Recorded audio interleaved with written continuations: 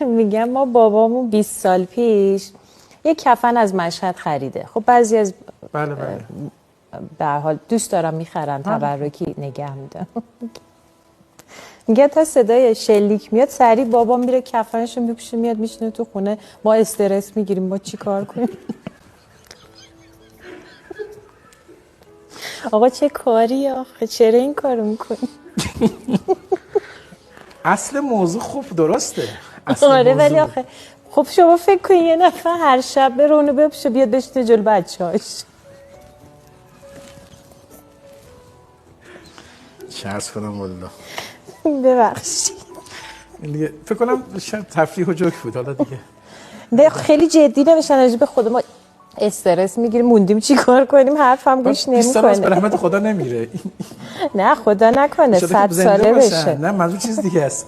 مثلا فکر کن زلزله میاد، کرونا میاد. مثلا کرونا کلا تنش بوده مثلا. مثلا هی میشنم آقا نکنه میشد مثلا فلان تهران رو بزنه مثلا میپوشه دستو.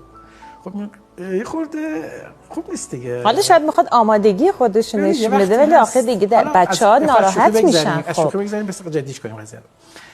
بحث کفن پوشی یک نماده برای بعضی از موضوعات. مثلا امروز من شنیدم تو بعضی از مناطق کشورمون بعضی برای اینکه اعلام آمادگی بکنن اینو متوجه شهادت طلبی اینو متوجه بله. بعضی فکر نکنم ما داریم مثلا خودی نکردیم بحثمون. نه آخه تو خونه عرض میکنم میخوام تفکیک کنم اصلا میشه نماد. اون که یک بار اتفاق میفته و اون حس رو انتقال میده که آقا من شهادت طلبم.